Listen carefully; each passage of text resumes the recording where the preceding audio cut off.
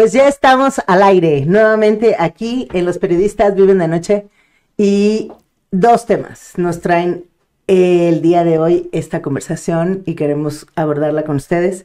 El primero es el tema de la utilidad o no de los medios públicos a propósito de la extinción de la agencia Notimex, y nuevamente el tema de los periodistas secuestrados y asesinados o baleados en este país, que me parece que no era la intención de este programa estar hablando de esto que está pasando, pero me parece que la recurrencia requiere que abordemos qué es lo que está pasando desde otras ópticas y desde otros puntos de vista.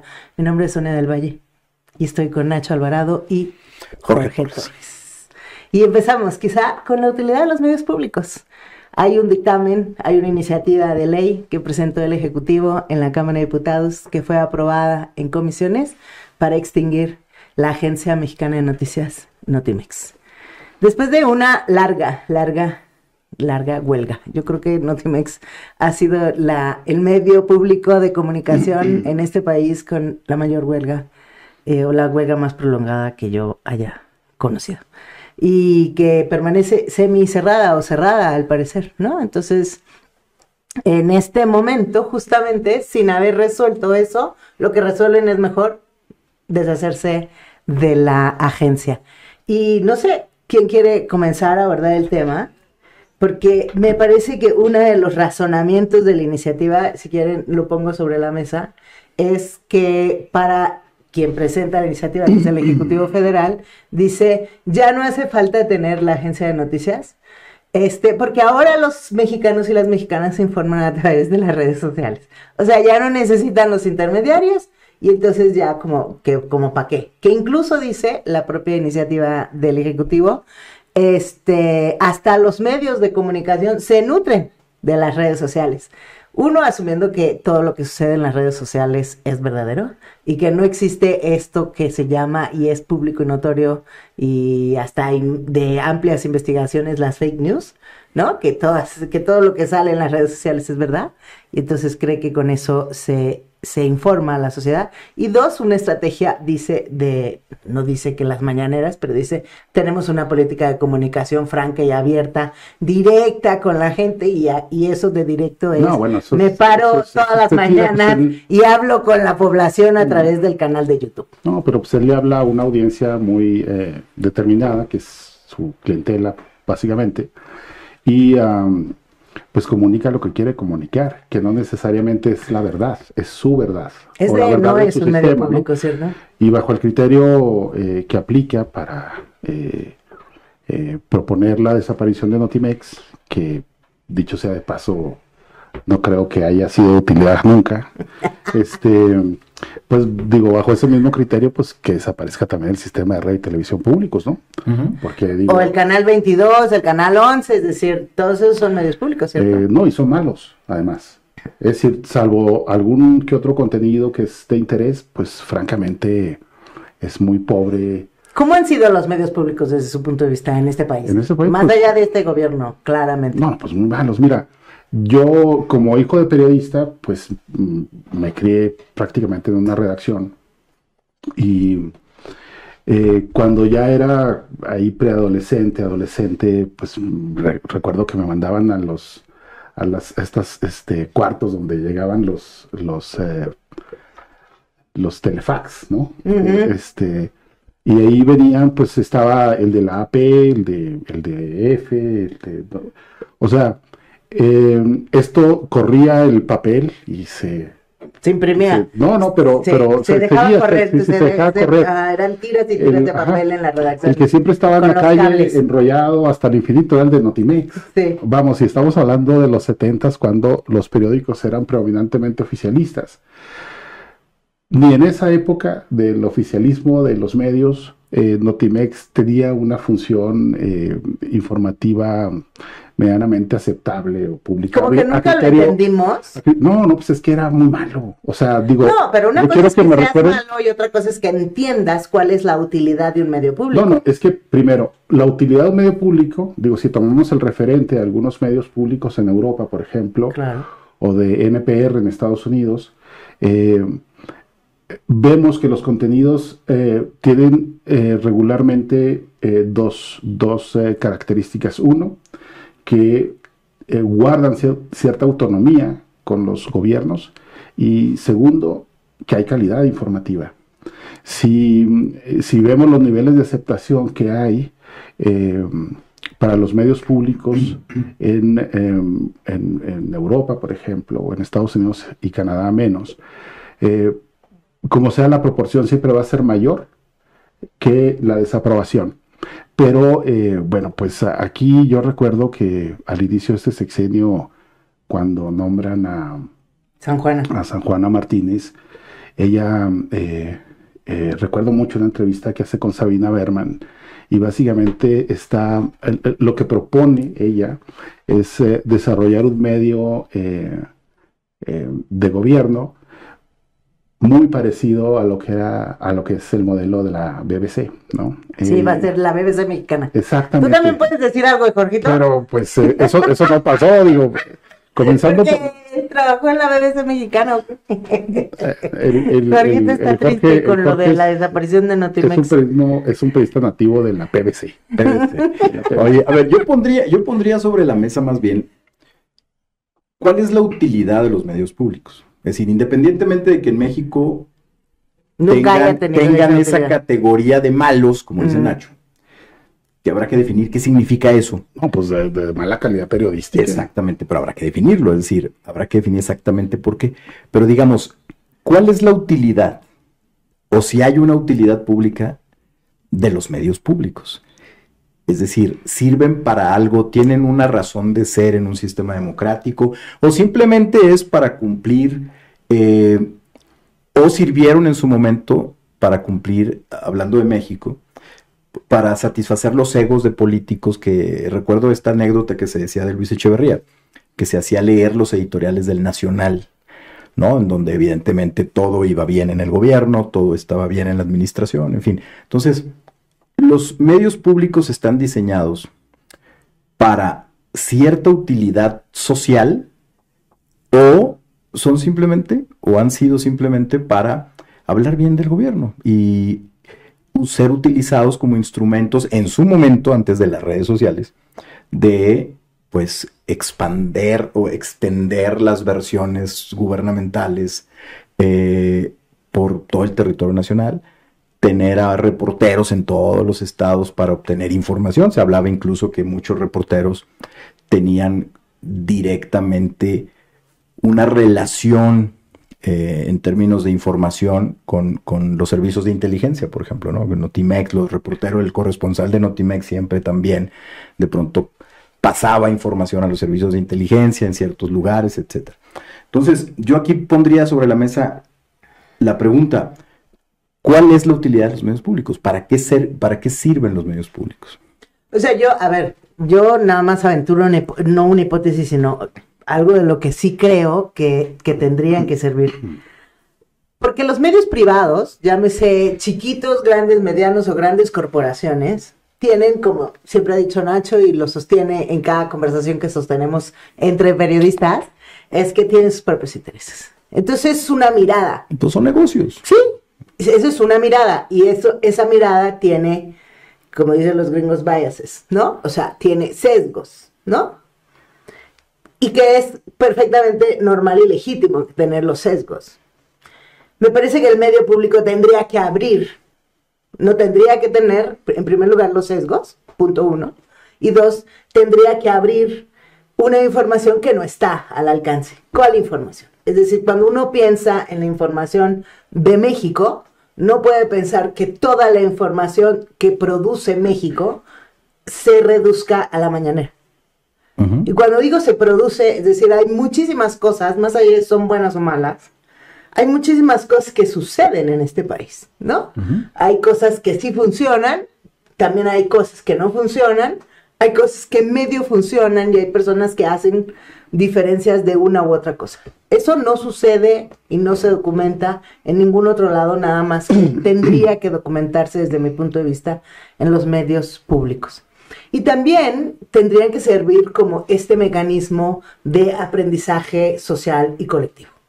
Es decir, si hoy tenemos redes sociales como las tenemos y el gobierno cree que a través de las redes sociales las personas se informan libre y documentalmente y democráticamente, no nada más se informan, sino pueden expresar lo que se les dé la gana, me parece que un medio público tendría que estar diciendo, ojo, no todo es blanco y negro, hay cosas que son peligrosas, hay ciberataques, hay bullying, hay hackeos, cómo prevenir, o sea, cómo ayudas a enseñar a las personas con cosas nuevas, ¿no? Que no se enseñan en las escuelas, porque no se enseña en ningún lado cómo prevenir un ataque o un hackeo de tu teléfono, o cómo no ser víctima del grooming, o cómo no ser víctima del ciber no sé qué, etcétera. N cantidad de delitos, o cómo leer noticias que son falsas, y cómo leer la información que te llega, porque te llega muchísima información y muchas personas,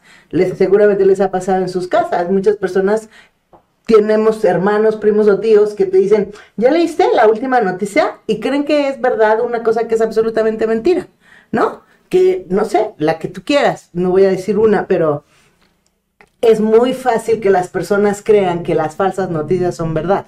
No, bueno, lo que pasa Entonces, es que... yo creo que los medios públicos, nada más para terminar la idea, tendrían también que servir para eso.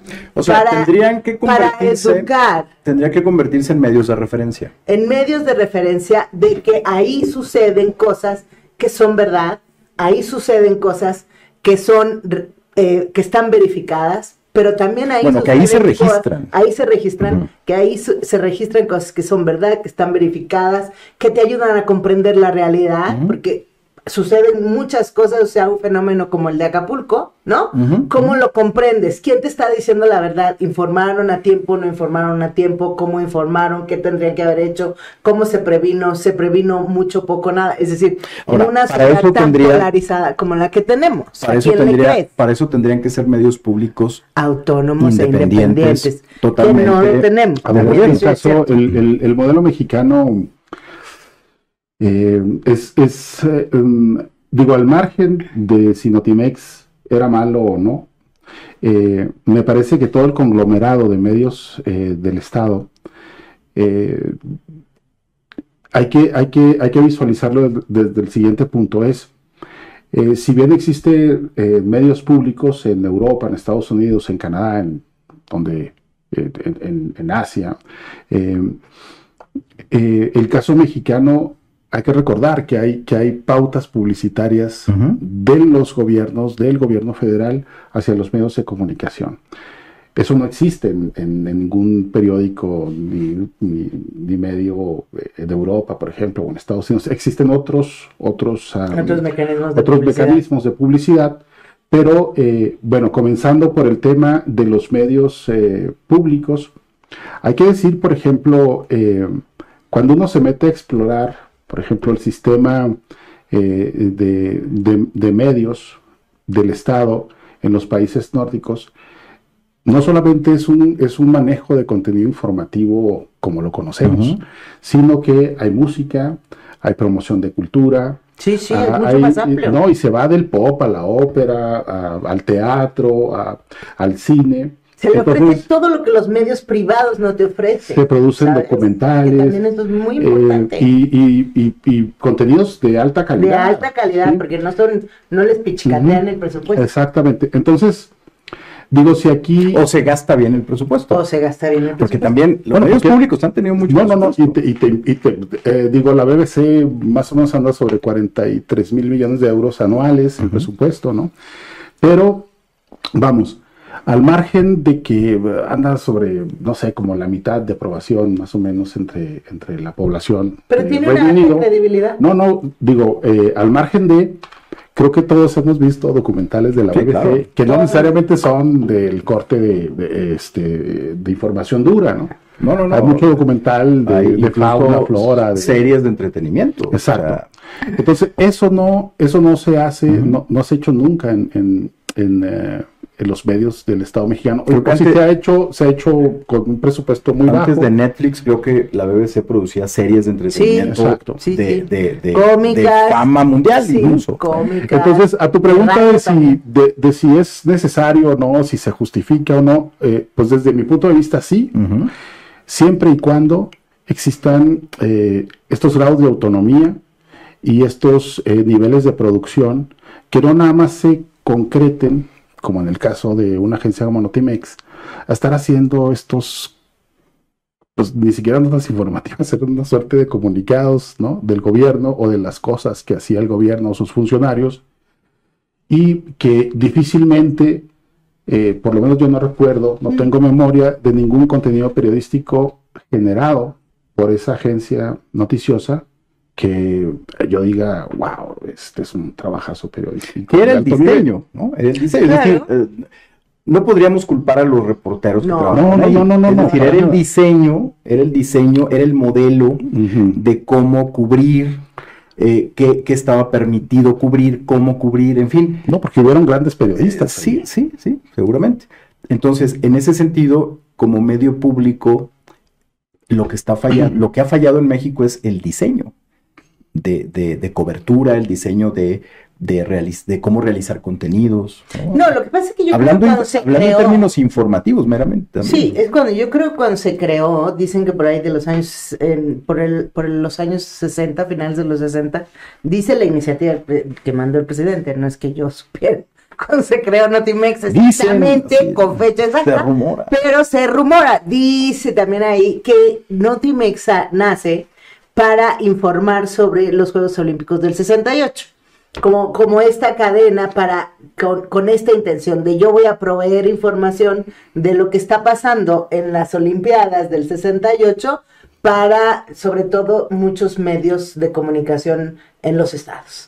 Entonces, ahí era solamente deportivo el asunto, cubrieron Bueno, que también era de propaganda, ¿no? el tema olímpico, Ujú. claro, porque era como un poco tapar lo que había pasado recién.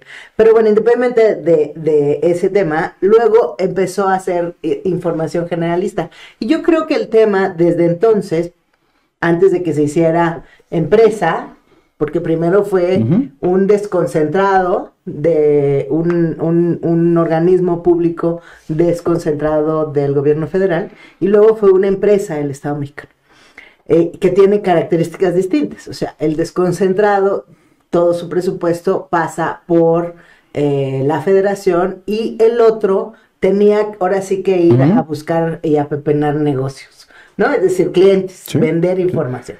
Sí, sí. Entonces ahí hay una lógica que cambia con los panistas, que es quienes proponen este cambio del modelo de Ujú. negocio de la agencia mexicana. Pero independientemente de quién haya sido y en qué momento haya sucedido, a mí me parece que ninguno de todos los que Ujú. pasaron por ahí entendió que su función no era documentar lo que el gobierno hacía o dejaba de hacer. No era una extensión de un área de comunicación social más de la presidencia o de una secretaría de Estado en particular, sino era documentar no nada más la acción del gobierno, sino la acción de las y los mexicanos, que es Ujú. mucho más amplio, ¿no?, que documentar las acciones del gobierno. Y luego, por supuesto, todos los mecanismos de corrupción, de charoleo, de tú sí pasas y tú no pasas, ¿no? Es decir, imagínate en los años Ujú. 70, Sí, sí, 80, sí, sí. tener una placa de periodista de Notimex, pues eras Sí. casi un privilegiado, ¿no? Ujú. Es decir, sí hubo todas estas maneras, pero como dices, era como la manera en la que se concibió la agencia. Nunca yo creo que se concibió como esta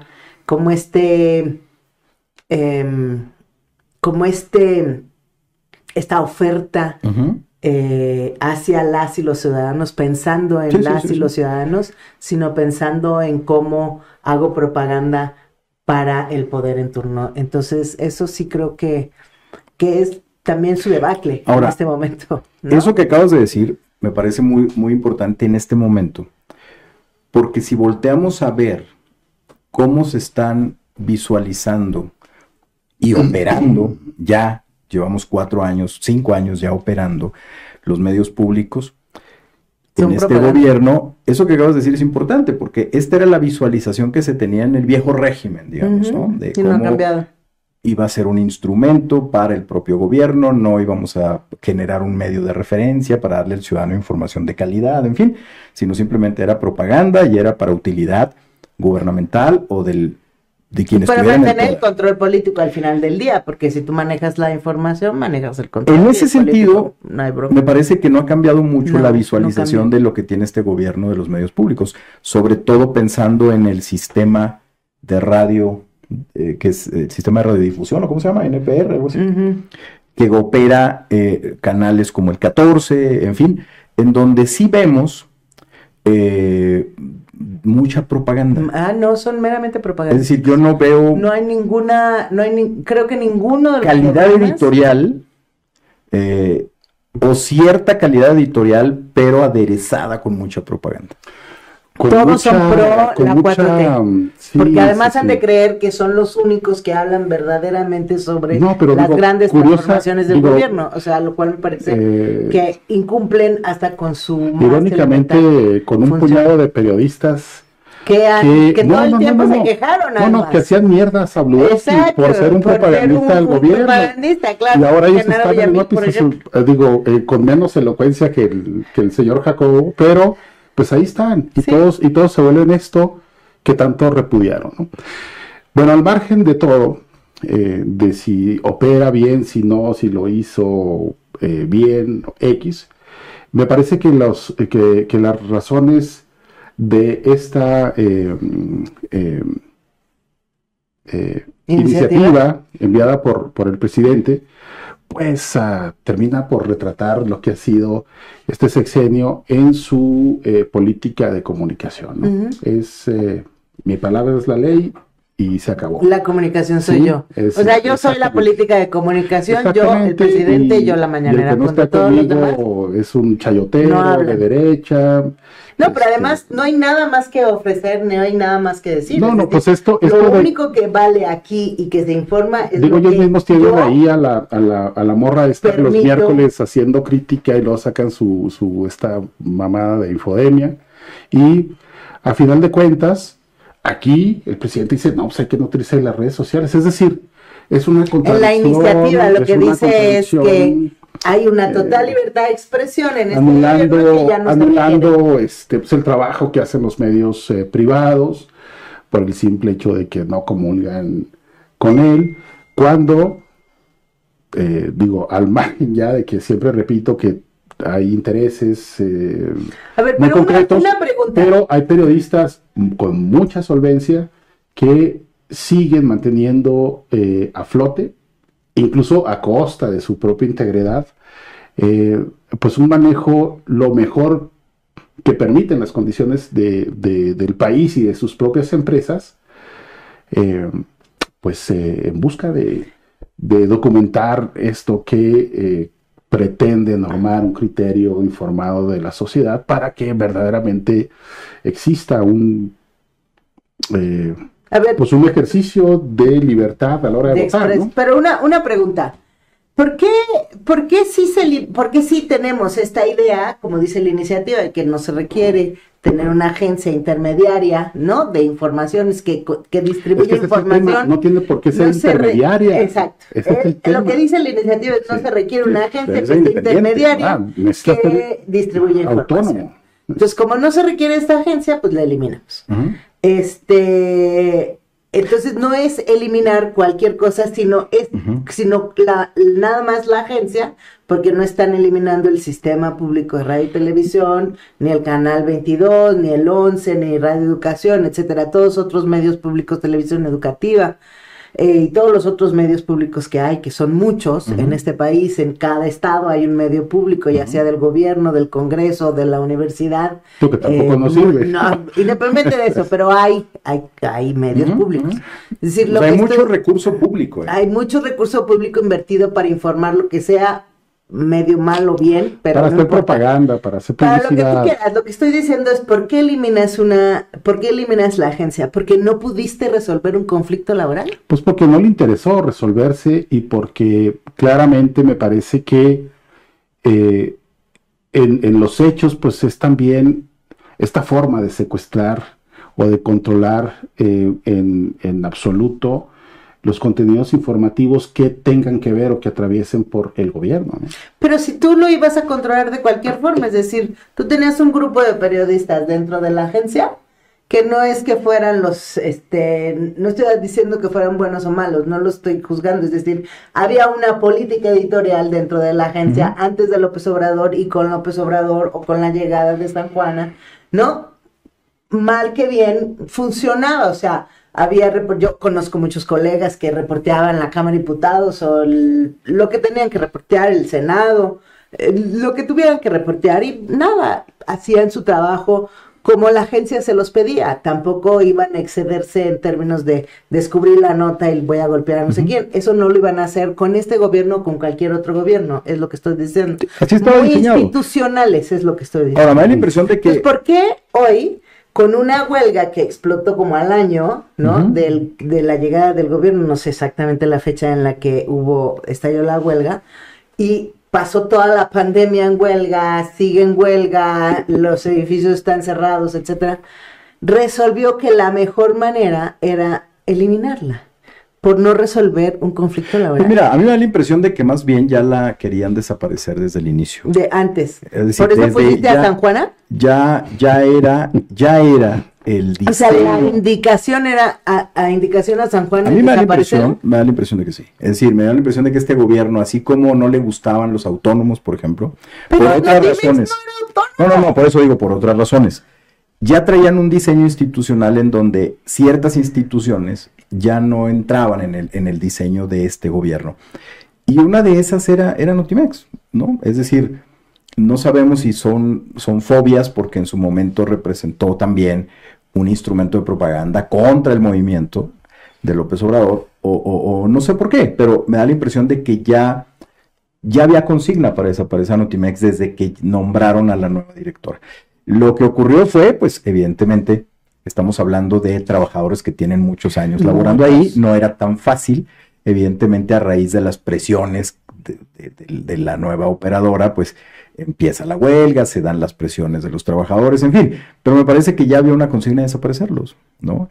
Y antes de la huelga. Antes de la huelga, por supuesto, desde que llega el gobierno. Y ya ahorita nada más. Ahora, la pregunta es, hay dudas, ahí sería lo óptimo, sería que la Auditoría Superior de la Federación entrara a investigar, a checar todo el recurso que se utilizó en los últimos 5 años, que no es poco, en una agencia que está en huelga, que no está pagando salarios y que no está operando, pero aún así está gastando o gastó decenas de millones de pesos, ¿no? O claro, y el otro problema es que la iniciativa dice que a los trabajadores los van a indemnizar.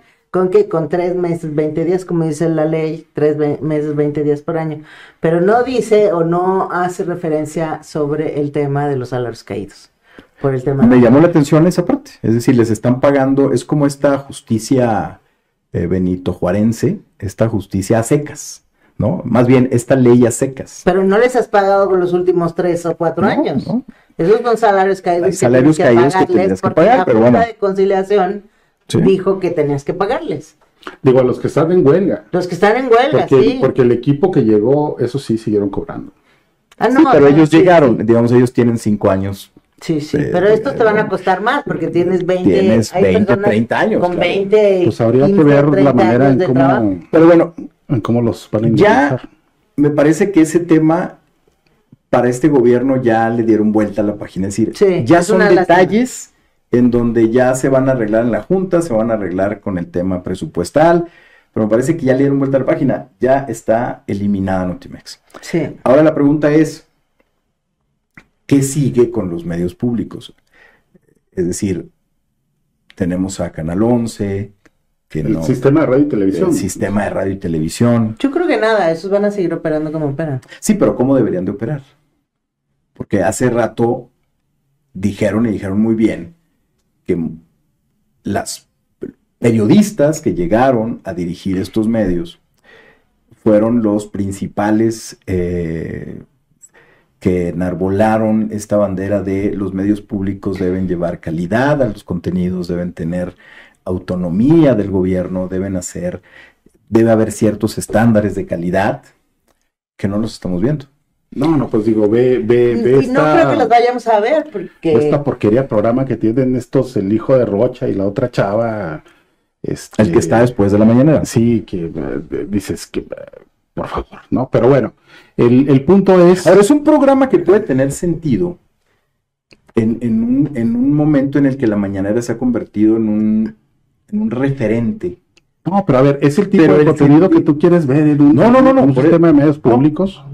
Eso iba, es decir, puede tener sentido. Es pura propaganda, la propaganda no es información. Puede tener sentido un programa de esa manera, es decir, hablar sobre lo que pasó en la mañanera, quizás haya gente que diga, bueno, me interesa saber qué se dijo, etcétera.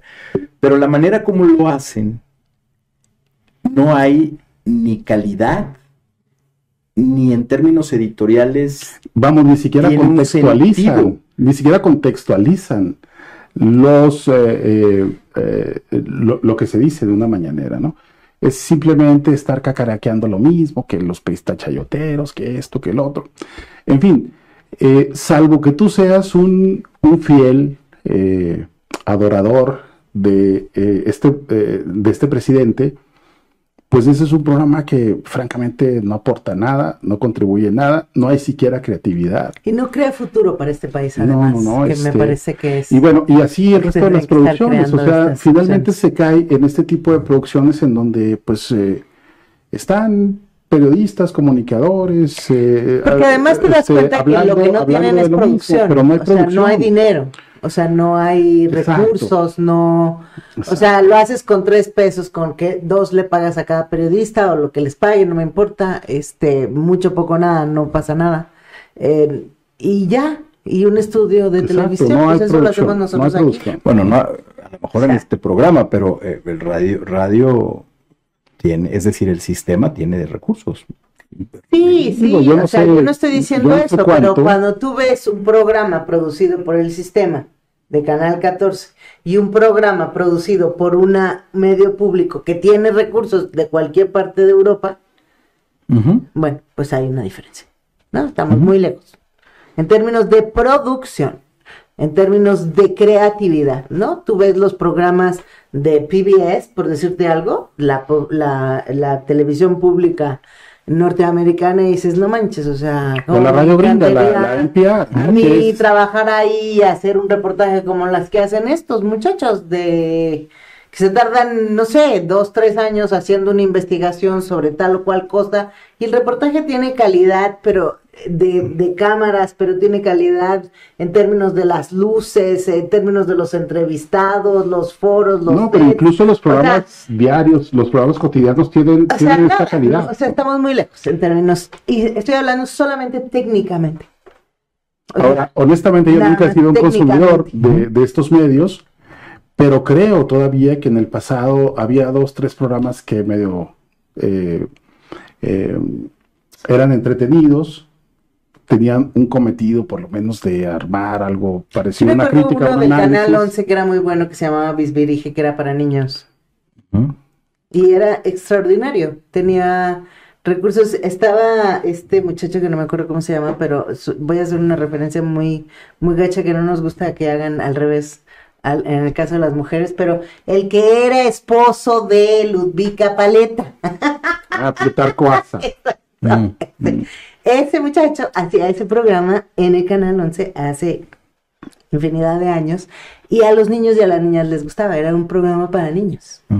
Y yo creo que tenía un super rating. En términos informativos creo que no hay un referente, ¿no? O sea, que digas, los medios públicos tuvieron un programa de noticias y era muy bueno. No, en términos informativos no. Quizá la más...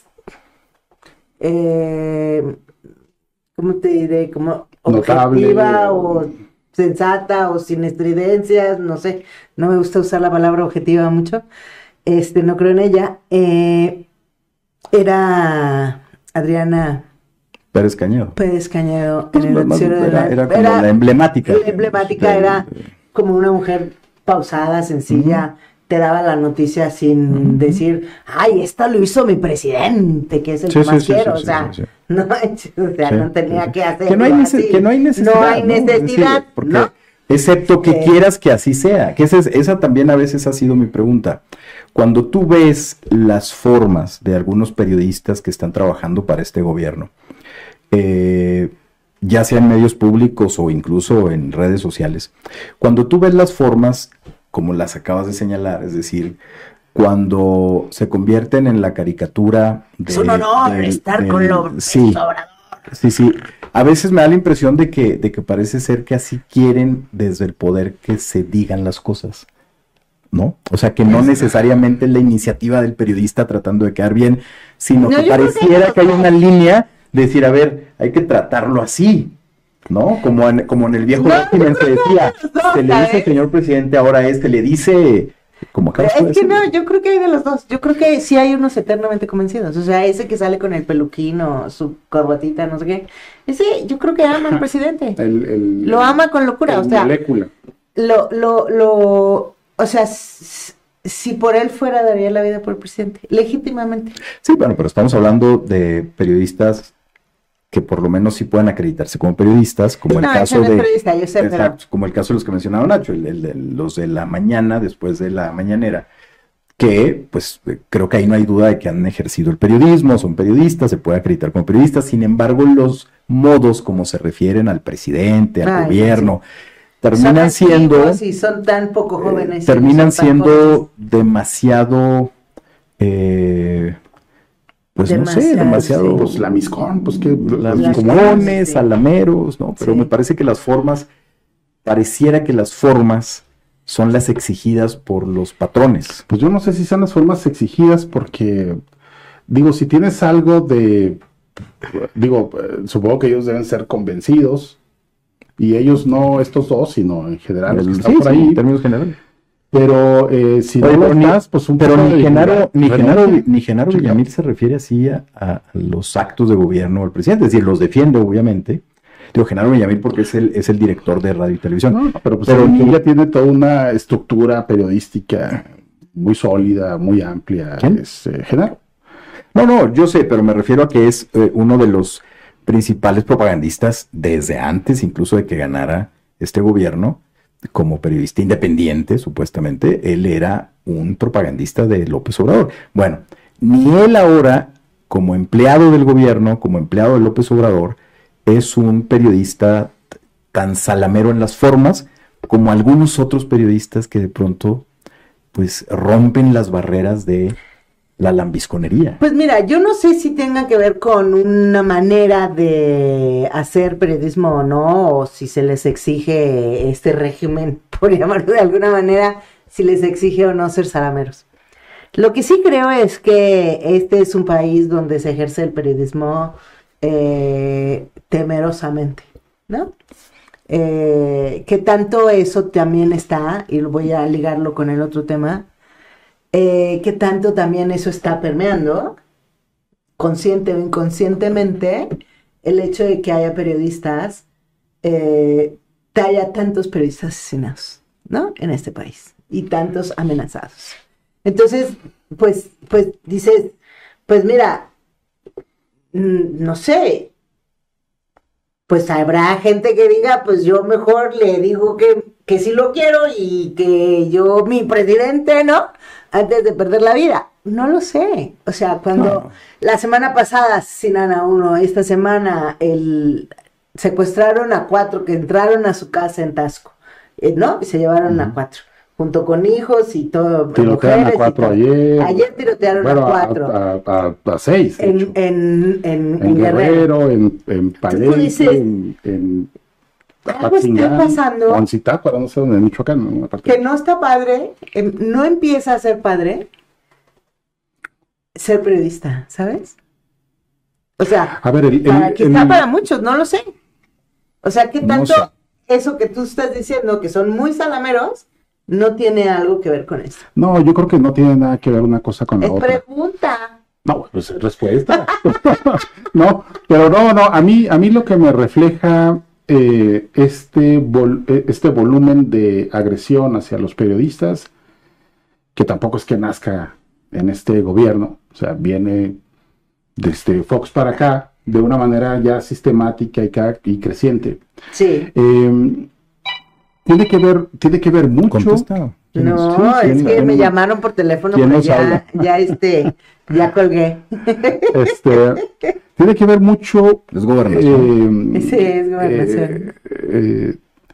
Con los niveles de envilecimiento de la función pública. Es decir, 2/3 partes A eso me refiero. tienen a un actor del Estado como agresor o como 2/3 partes de los 2/3 periodistas partes. asesinados. y amenazados y Ajá. agredidos en general. Pero también, cuando no es así, pues tampoco se investiga, ¿no? No. O se hace que se investiga, y también hay que decirlo, gremialmente le hacemos mucho a la mamada y pues esto se convierte en una pasarela para hacer X, Y y Z, y a final de cuentas, ni de un lado ni del otro, digo ya que yo siempre he estado en contra de esto, pero esto de ir a marchar y pararse en gobernación como periodistas me parece muy denigrante, cuando lo que tendríamos que estar haciendo es justamente nosotros mismos estar haciendo la documentación de los casos, investigar hasta donde se pueda y estar presionando a la Fiscalía Especial, que pues para colmo o en consonancia con el resto de las fiscalías que existen, pues no sirve para un carajo. Bueno, O sea, a ver, nada más como para documentar el optimismo de quien nos escucha. Hasta la semana pasada, ¿no? 163 periodistas asesinados. Exacto. ¿De qué año a qué año? Del 2000 acá. Del año 2000 acá. 50 y tantos en este quinquenio, en lo que va del sexenio. Sí. O sea, 1/3 parte de estas personas asesinadas en 5 años. O sea, sin duda se han incrementado. Digo, eso habla de la descomposición institucional, ¿sí? Que contradice este discurso de cada mañana de que no somos iguales, de que ya no hay corrupción, de que X, Y y Z, o de que esto es herencia del pasado. Digo, lo cierto es que, por ejemplo, Guerrero, que es donde pasó todo esto la semana pasada, 3 compañeros periodistas, ayer 4 tiroteados frente a una base militar. Cuando tienes una alcaldesa que la agarran ahí, la filman sentada con un narco o con un supuesto narco, en fin, o sea, cuando gobierna Morena allí, ¿no? Que tú debieras pensar que se estructura un eje de gobierno efectivo, pues no lo hay.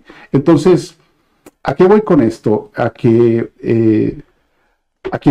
por un lado va el discurso, ¿sí?, que se ahueva a estar insistiendo en algo que no es, y por el otro, ¿cuál pues discurso? ¿El de la libertad de expresión? el que discurso todo el mundo tiene derecho presidencial, a que no somos iguales, que no hay corrupción, que ser impunidad y estas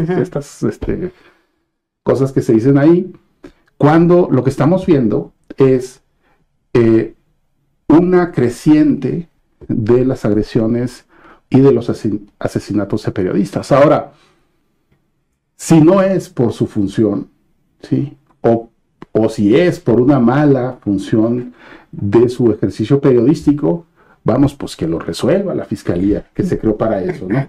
Pero que no se quede esto en el limbo, igual que hay cientos de miles de casos. Había yo conversado con ustedes en algún momento que había una investigadora periodista de origen que está en la Universidad de Columbia, que se llama Alejandra Ibarra Chaún.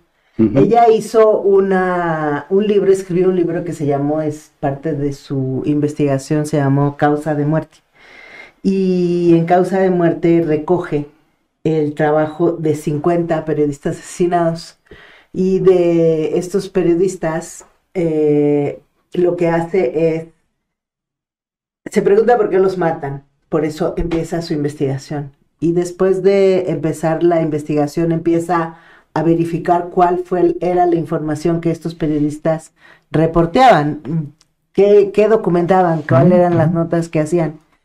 Y se da cuenta que son notas o sea, no de la comunidad, sino del municipio, es decir... De corrupción, no, de no, no, los no, gobiernos no. municipales. Algunas, pero por ejemplo a uno que en Tejupilco lo mataron porque que lo documenta, porque una tubería que estaba mal puesta hizo un gigantesco bache.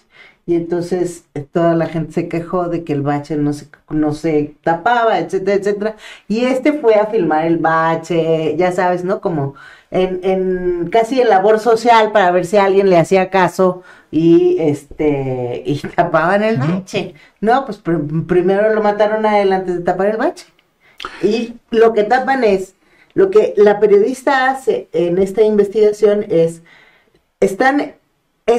ella recoge todas sus informaciones, recupera sus noticias y entonces te da cuenta de cuál era la información que ellos cubrían. Nada de narcotráfico, nada de crimen organizado, solamente prácticas incorrectas o hechos que no tendrían que suceder en el municipio, que ojalá alguien los arreglara, como tapar un bache, ¿sabes? Pero miren, hay un dato... Y entonces lo que sucede después de que investiga todo esto, la conclusión a la que llega es que afecta a poderes pequeñitos locales. Exacto.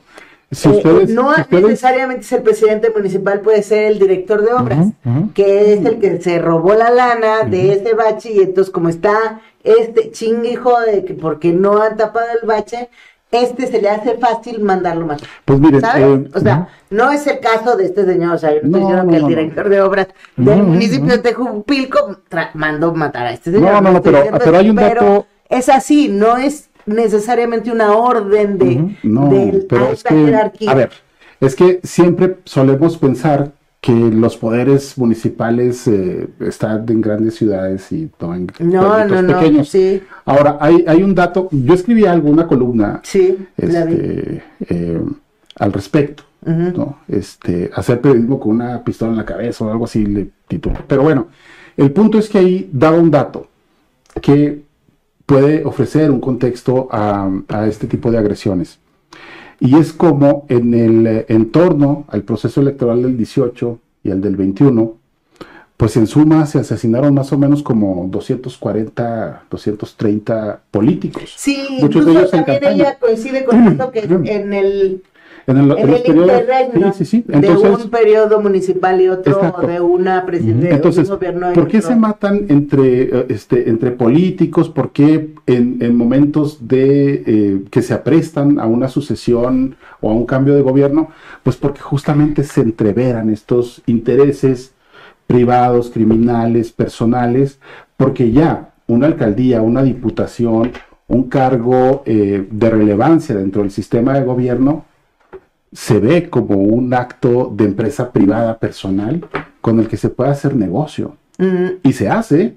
Por eso, cuando un reportero está haciendo una cobertura de algo aparentemente simple y sin mayor consecuencia. Sí, cotidiano, de la vida pues, de las personas de a pie. No, pues digo, lo acabamos de ver en este municipio ahí por Palenque ayer, ¿no? Un alcalde que está despachando en una cantina y luego llega un reportero y lo está grabando con su celular y se le va a golpes el alcalde.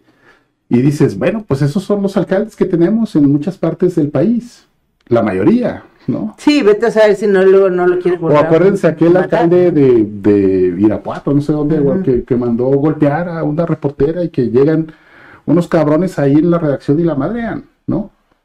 Y 9 años después, otro alcalde de otro partido, pues le ofrece una disculpa institucional.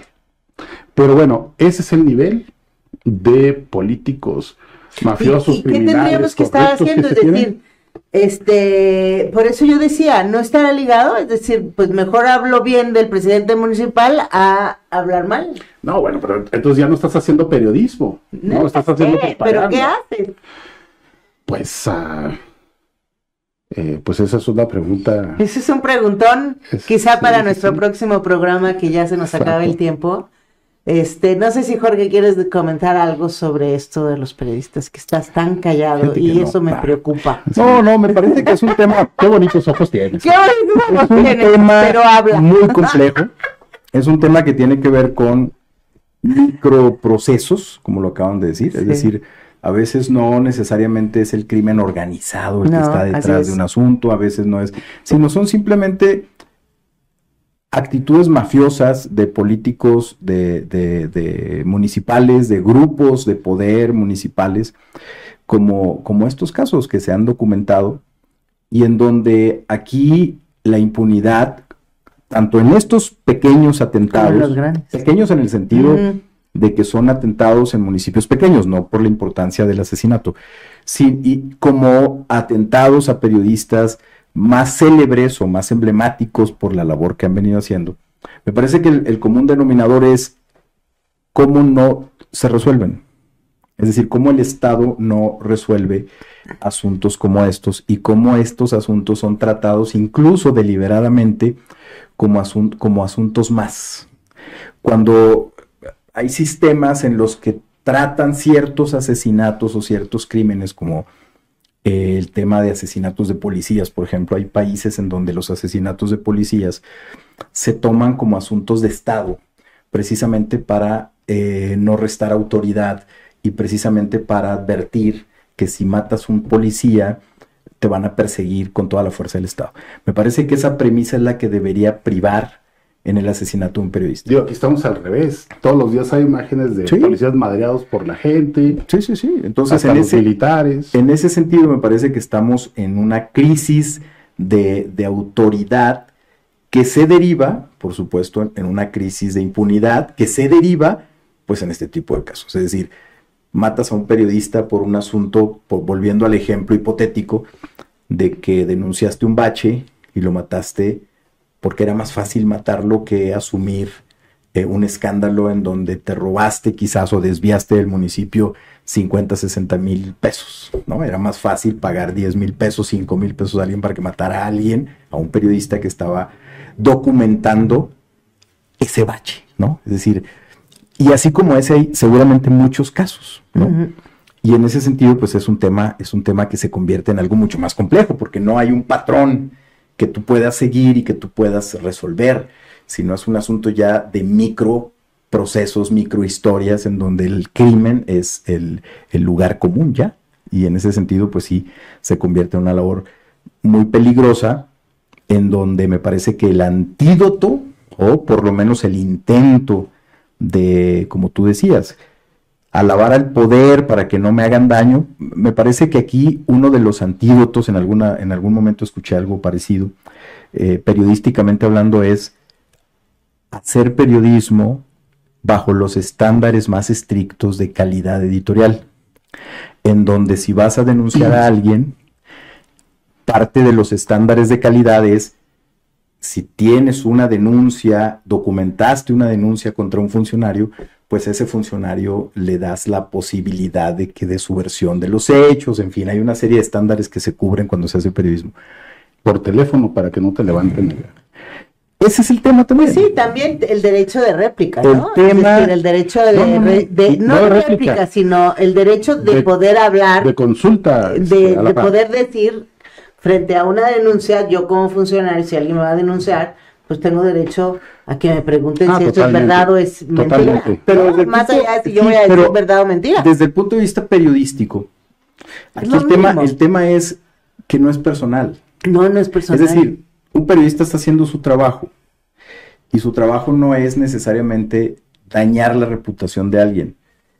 Digo, la reputación de alguien se la daña cada No, persona. La dañas con mentiras. La dañas Sí. si cometes delitos, la dañas. Pero si es un cabrón pillo que está gobernando X ciudad, pues digo, el daño no se lo vas a provocar ¿Sí? tú. Ahora, el No. tema también aquí es, si tú como periodista en un municipio, en una ciudad, capital de un estado, no tienes el respaldo editorial de un medio relativamente importante, eres un periodista freelance, que a veces incluso muchos periodistas hacen una labor editorial y a su vez trabajan en otra cosa. También esto pasa mucho, ¿no? Trabajan como reporteros, tienen un medio en redes sociales, a veces ni siquiera es un medio en línea, digamos, de pronto tienen una página en Facebook y a partir de esa página en Facebook hacen periodismo o hacen su labor editorial, y de pronto también hay una ausencia de códigos editoriales, de estándares periodísticos, y a veces se convierte el tema de reportear al presidente municipal, al director de obras públicas, en asuntos personales, en asuntos de a ver quién es más poderoso en este caso, sí, si yo que te estoy denunciando. Y a veces sin pruebas. Sí, que es una práctica también, que también es una práctica por desgracia muy común. Y eso sí te le imprime al asunto un riesgo también más complicado. Porque ya le da un carácter personal. Ya le da un carácter personal, entonces ya aparece el concepto de venganza, y entonces, me explico, entonces en ese sentido es un tema muy complejo. Que yo creo que poco investigado, es decir, si realmente creo que la investigación de Alejandra Ibarra, Chaúl, puede arrojar alguna luz, pero no sé qué tanta, en términos de esto que decíamos, de esto que estás diciendo, es decir, qué tanto hay en las noticias periodísticas lo que tendría que haber, que es rigor periodístico. Es decir, calidad informativa. Yo voy a decir que el otro se robó 3 pesos, 2 cosas. Tengo que tener pruebas físicas de que se robó el dinero.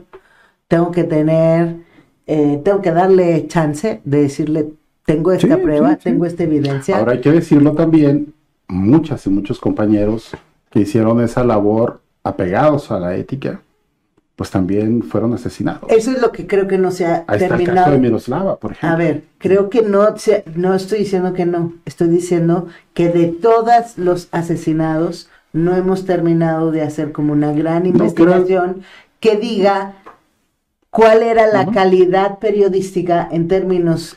Pero es que gremialmente no se ha querido hacer. Por eso, digo, Nacho, es lo que estoy diciendo. Porque esto, perro no come perro. No, ya sé, pero no no tenemos que hacerlo nosotros, pero hago un investigador, una investigadora. Y eso lleva a que todo esté en la misma canasta. Exacto, y no creo que todos tengan que estar en la misma canasta. No, tampoco ni creo que todos tengan que estar en el crimen organizado, ni ser víctimas de la familia michoacana o de la familia no sé qué, o del cártel no sé qué, no creo, o del presidente municipal o de López Obrador, no creo, o sea, creo que cada uno tiene que ser investigado de manera rigurosa, y ni siquiera por la academia, tendría que, primero por las fiscalías, pero ya que ellos no lo van a hacer, y tenemos un nivel de impunidad mayor al 90%, o más, lo mínimo que tendríamos que hacer es de veras un mapa de el periodismo que se ejerce y que se ha ejercido por parte de los periodistas